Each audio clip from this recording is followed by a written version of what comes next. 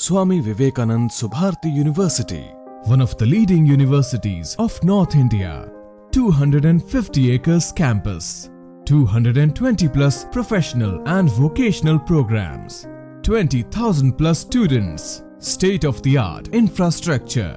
Come and give wings to your career with Swami Vivekanand Subharti University, where education is a passion. NH58, Meerut, Delhi, NCR.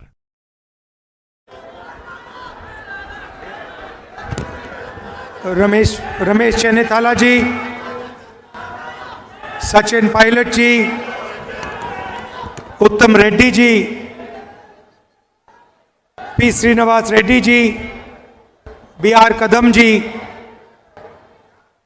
Stage पे senior नेता,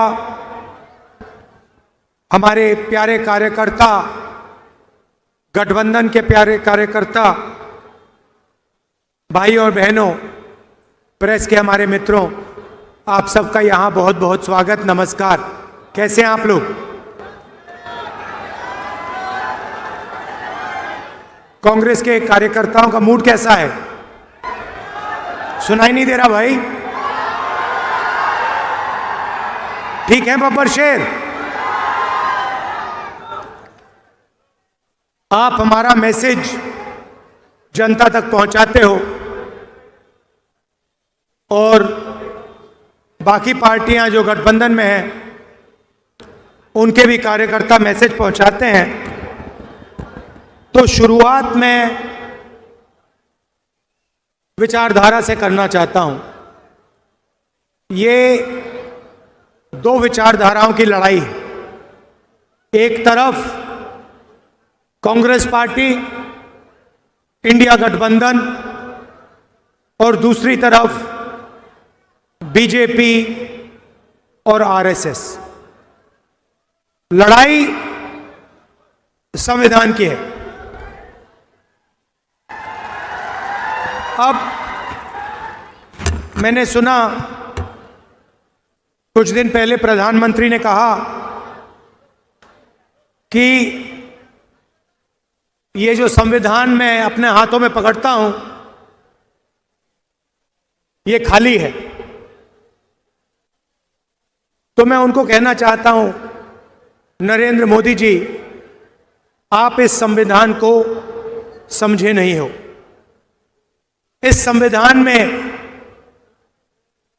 सिर्फ हिंदुस्तान की आवाज नहीं है, इस संविधान में अंबेडकर जी, गांधी जी, फूले जी, बिरसा मुंडा जी, नारायण गुरु जी, बसवना जी, बुद्ध भगवान जी, इन सब की आवाज है। और इसको आप खाली इसलिए कहते हो क्योंकि आपने अपनी जिंदगी में ये किताब कभी नहीं पढ़ी है। क्योंकि अगर आपने ये किताब पढ़ी होती तो जो आप करते हो आप कभी नहीं करते। भाई और बहनों, ये नई किताब नहीं है। इसके अंदर जो सोच है वो हजारों साल फिर पुरानी सोच है। और कहा जा सकता है कि हिंदुस्तान का इतिहास, हिंदुस्तान की हिस्ट्री, हिंदुस्तान की जनता की आत्मा इस किताब में है। और कांग्रेस पार्टी इस किताब की रक्षा कर रही है।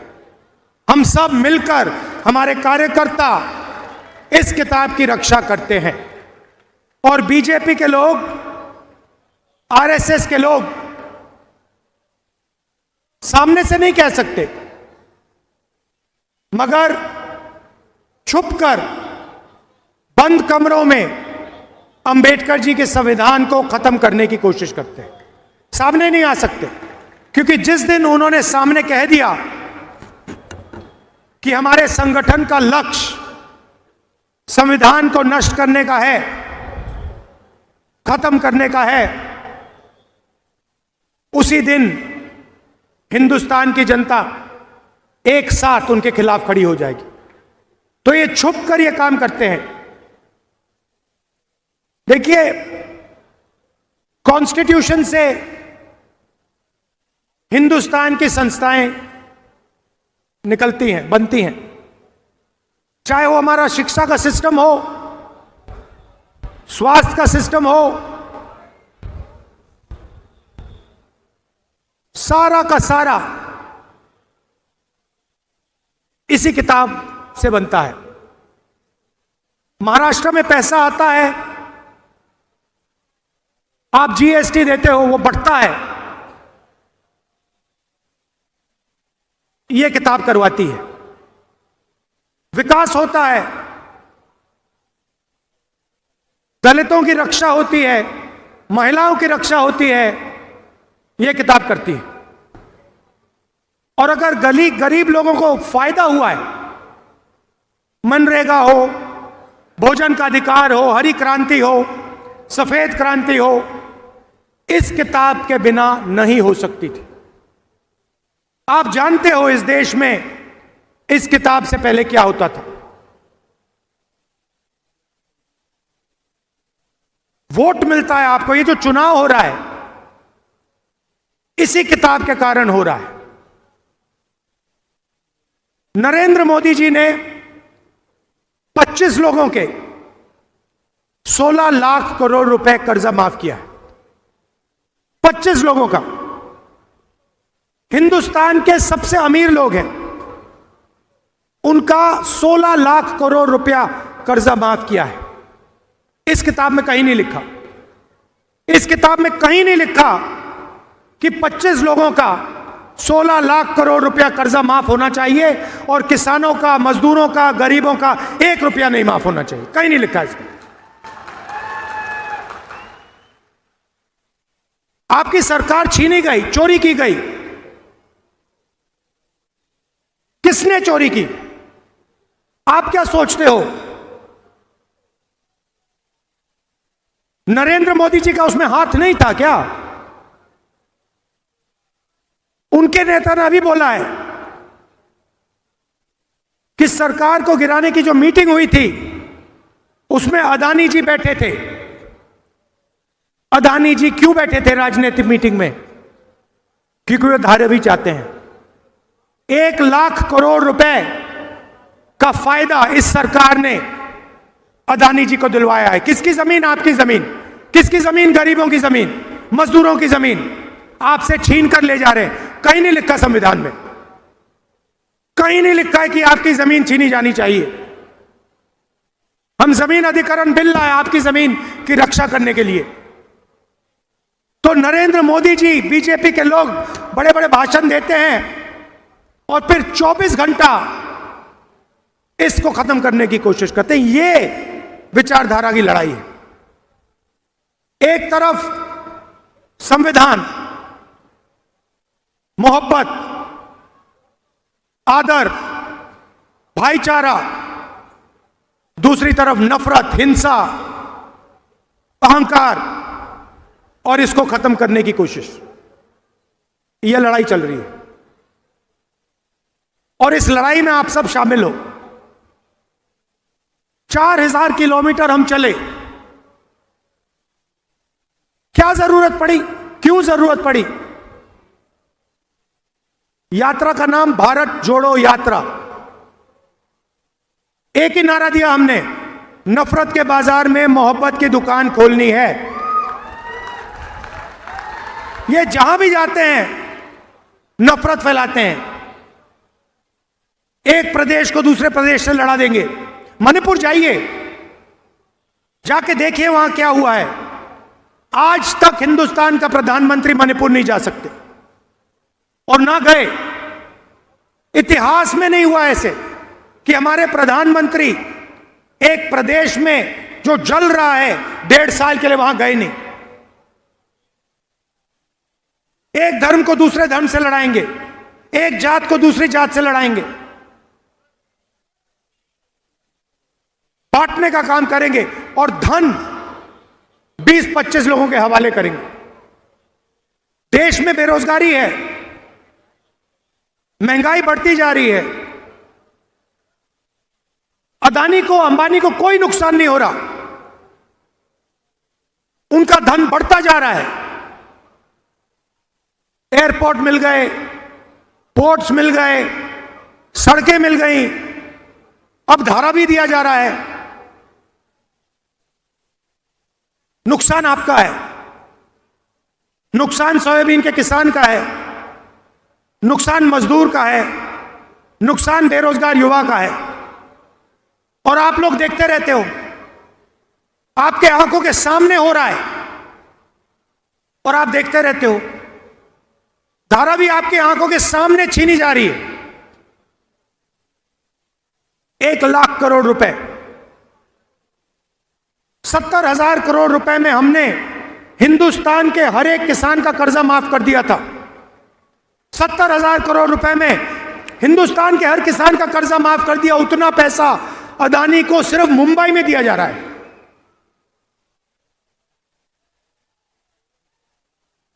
तो मैंने पार्लियामेंट में एक बात साफ कर दी।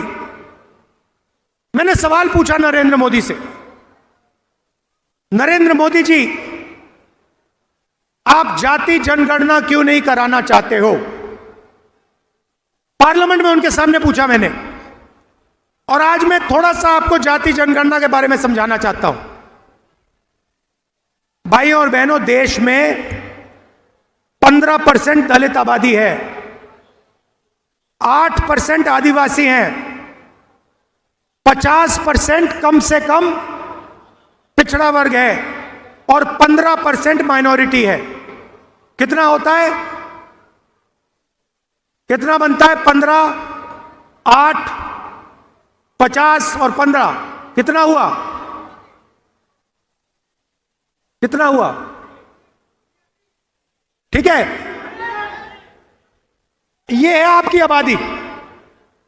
अच्छा, सचमुच में पिछड़े कितने हैं किसी को नहीं मालूम। हम कहते हैं कि तकरीबन 50% है, मगर सच्चाई किसी को नहीं मालूम। ये हमारे मीडिया के मित्र हैं, इनको मैं मित्र कहता हूं, कहना पड़ता है। ये हमारे मित्र नहीं हैं, ये मोदी जी के मित्र हैं। आप मुझे एक बात बताओ, शाम को डिस्कशन चलेगा, देखिए मुस्कुरा रहे हैं, कह रहे हैं राहुल गांधी ने सही बात बोल दी। इनकी गलती नहीं है, इनको बेचारों को सैलरी लेनी है। तो इनका डिस्कशन होता है शाम को, बातचीत चलेगी, एंकर बोलेंगे राहुल गांधी ने ये बोला, नरेंद्र मोदी की फोटो दिखाएंगे। मैं आपसे पूछना चाहता हूं, ये जो सारे के सारे एंकर्स हैं, बड़े बड़े पत्रकार हैं, इनमें कोई पिछड़े वर्ग का है? कोई दलित है? कोई आदिवासी है? बड़ी बड़ी कंपनियों की लिस्ट निकालो आप, अदानी की कंपनी की लिस्ट निकालो, उनके सीनियर मैनेजर्स की लिस्ट निकालो, 200 सबसे बड़ी कंपनियों के मालिकों के नाम लो। मैंने किया है। और नाम में मुझे एक पिछड़े वर्ग का व्यक्ति दिखा दो, लिस्ट में एक पिछड़े वर्ग का व्यक्ति का नाम दिखा दो, एक दलित का नाम दिखा दो, एक आदिवासी का नाम दिखा दो। है ही नहीं। ना मीडिया में हो आप, ना कॉर्पोरेट इंडिया में हो,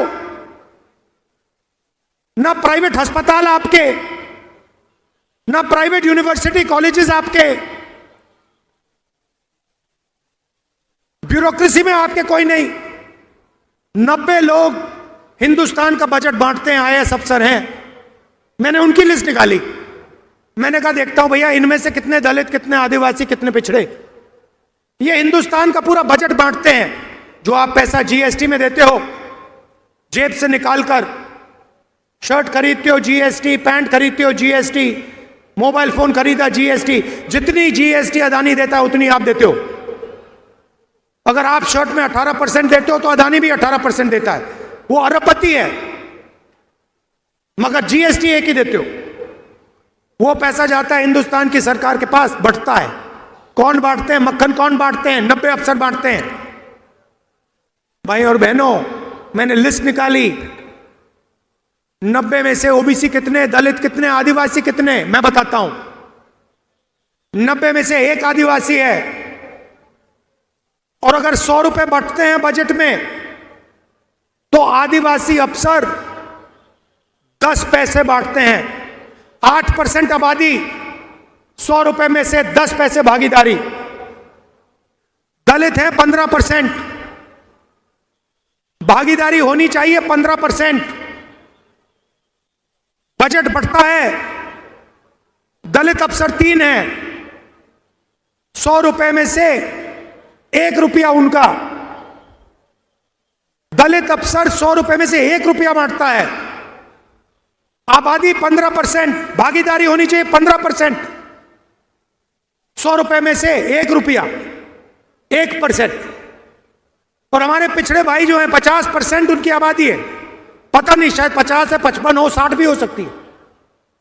उनके 3 अफसर बैठा रखे हैं।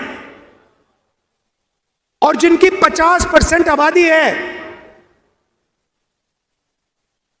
50% आबादी है, 100 रुपए में से 5 रुपए उनके, 100 रुपए में से 5 रुपए उनके। आबादी 50% से कम नहीं है, भागीदारी 5 100 में से। तो अगर आप दलितों, आदिवासियों, पिछड़ों को जोड़ दें तो 100 रुपए में से 6 रुपए 10 पैसे आपके। बात समझिए, आबादी आपकी 90%, भागीदारी आपकी 100 रुपए में से 6 रुपए 10 पैसे। और सारा का सारा पैसा, सारा का सारा फायदा उन्हीं 15-20 लोगों को जाता है, आपके जेब से निकलता है, आपको शायद पता भी नहीं लगता। किसान खेती करता है, खून पसीना दे देता है, फिर जाकर बच्चे के लिए टी शर्ट खरीदता है। शायद उसे यह भी नहीं मालूम कि जितना टैक्स वो दे रहा है उतना ही टैक्स अदानी उसी टी शर्ट के लिए अपने बच्चे को अगर खरीदता, अपने बच्चे के लिए खरीदता, तो उतना ही टैक्स वो दे रहा है। वो अरबपति है, उसके लाखों करोड़ रुपए माफ हो रहे हैं, उसको धारा भी दी जा रही है। मगर टी शर्ट खरीदेगा अपने बच्चे के लिए तो जितना टैक्स हिंदुस्तान का सबसे गरीब किसान देगा उतनी टैक्स वो देगा। क्या मतलब है इसका? कहीं नहीं लिखा इसमें। इसमें लिखा है सब समान है। इसमें लिखा है कि अगर अरबपतियों का कर्जा माफ होगा तो किसानों का भी कर्जा माफ होना चाहिए।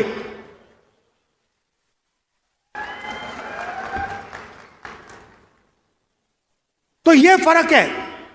काम वो 15-20 लोगों के लिए करते हैं। अच्छा, महाराष्ट्र की सरकार चला रहे हैं, सुना है, मैंने सुना है महाराष्ट्र की सरकार चल रही है। तो मुझे आप बताइए, अगर महाराष्ट्र की सरकार चल रही है तो वेदांता फॉक्सकॉन का जो सेमीकंडक्टर प्लांट है, 1.5 लाख करोड़ रुपए का प्लांट, लाखों रोजगार देने वाला प्लांट, महाराष्ट्र से गुजरात कैसे चला गया?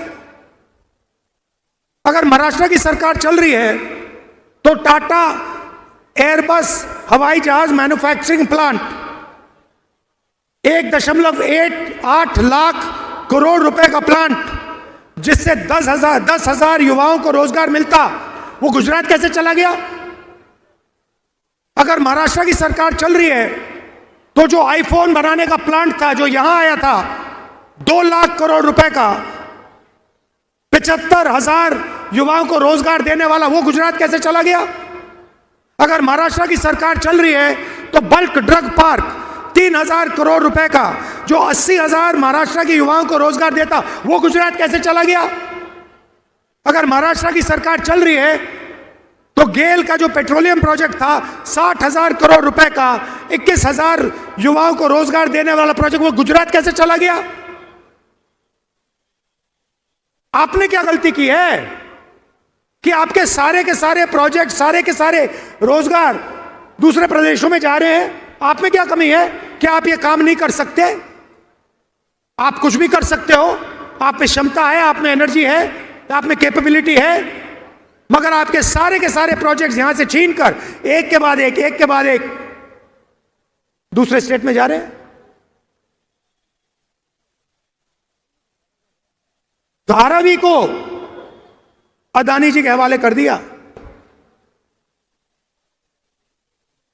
सरकार आपकी नहीं है, सरकार महाराष्ट्र की नहीं है, सरकार महाराष्ट्र के युवाओं की नहीं है, सरकार अदानी की है।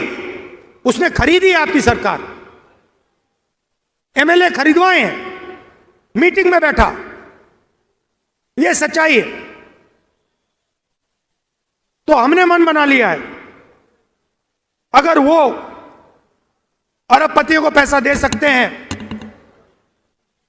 तो इंडिया गठबंधन की सरकार महाराष्ट्र के किसानों को, युवाओं को, मजदूरों को पैसा दे सकते हैं। हमें मालूम है कैसे करना है। तो सरकार आने के एकदम बाद महिलाओं से कहना चाहता हूं, शुरुआत आपसे होगी। पहले तारीख हर महीना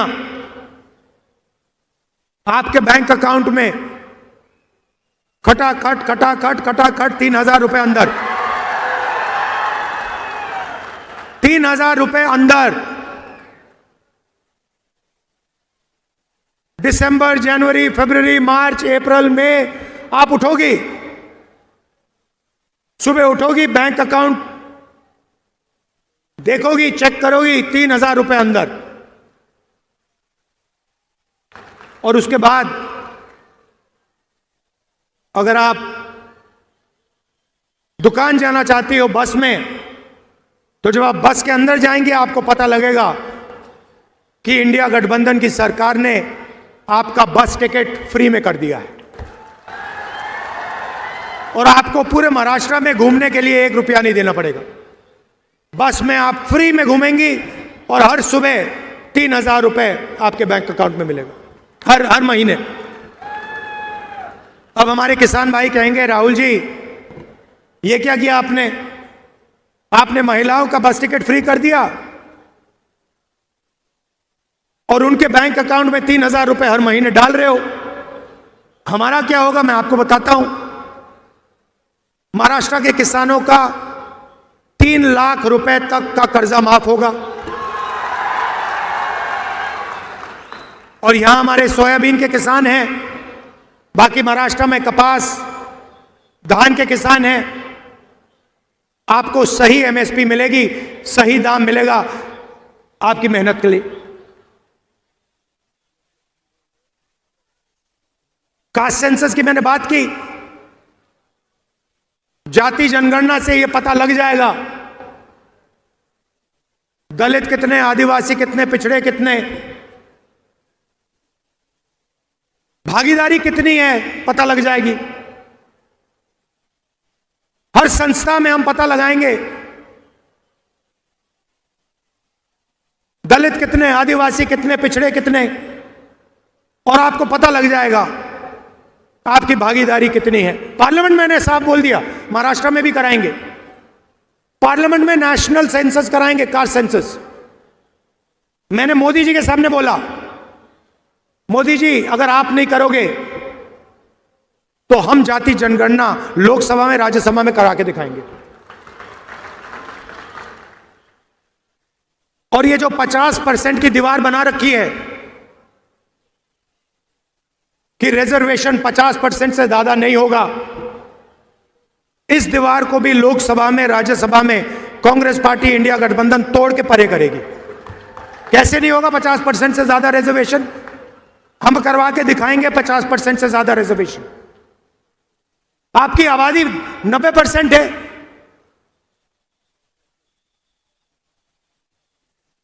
भागीदारी भी होनी चाहिए।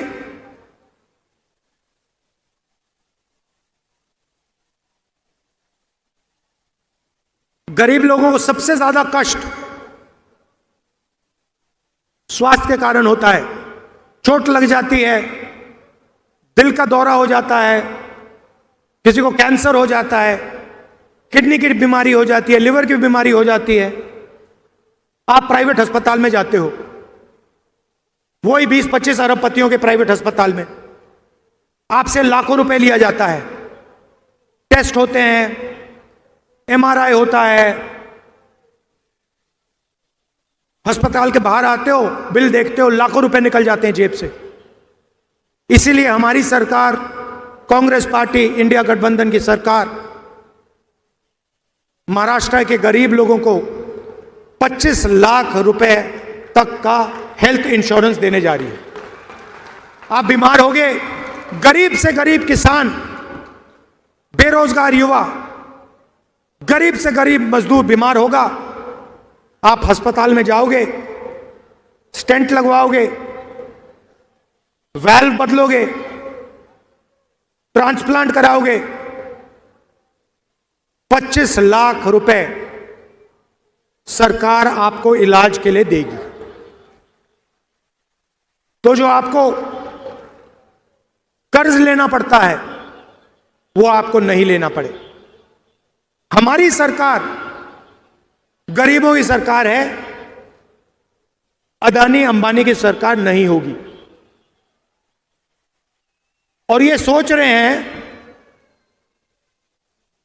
कि धारावी फ्री में ऐसे ही ये अदानी जी को मिल जाएगा। इनको मालूम नहीं कि महाराष्ट्र की जनता, कांग्रेस पार्टी, राहुल गांधी यहां इस साइड खड़े हुए हैं, ऐसे नहीं मिलने वाला। ये महाराष्ट्र के गरीब लोगों की जमीन है, उनकी मेहनत की जमीन है। हम जमीन अधिग्रहण बिल लाए थे, हम किसानों की, गरीबों की रक्षा करते हैं। इसीलिए पूरा का पूरा सपोर्ट नरेंद्र मोदी जी को दिया जा रहा है। दोस्ती है उनकी। सरकार आपकी इसलिए गिराई गई। अदानी जी मीटिंग में बैठे थे, साफ बोला है। क्यों बैठे थे मीटिंग में?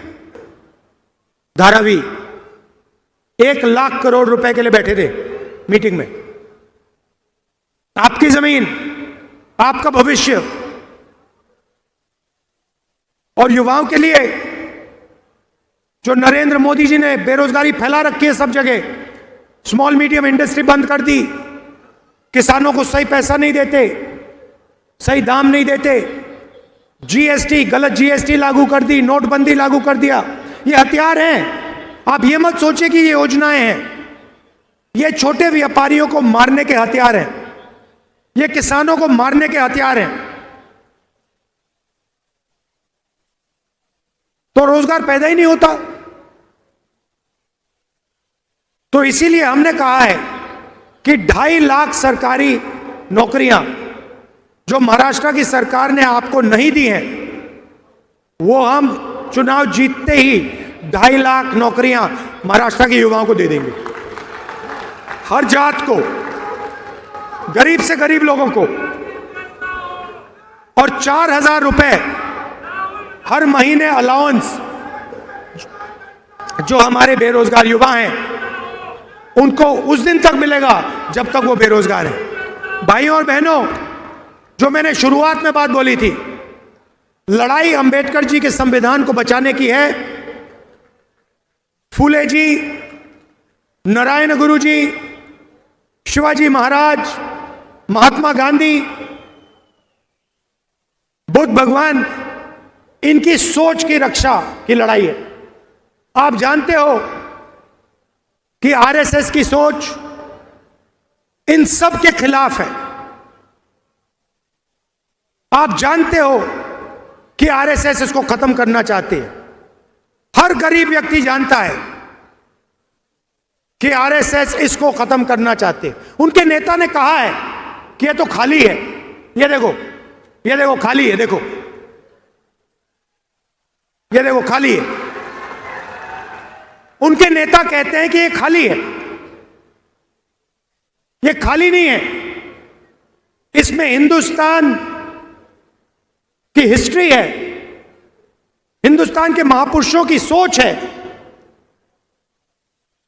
ये है ये किताब, और इसको ये खत्म करने करना चाह रहे हैं, हम इसको कभी खत्म होने नहीं देंगे, सवाल नहीं उठता। तो ये मैं आपसे कहना चाहता था, आप दूर दूर से आए, कष्ट उठाया आपने, इसके लिए मैं आपको दिल से धन्यवाद करता हूं। नमस्कार, जय महाराष्ट्र, जय हिंद।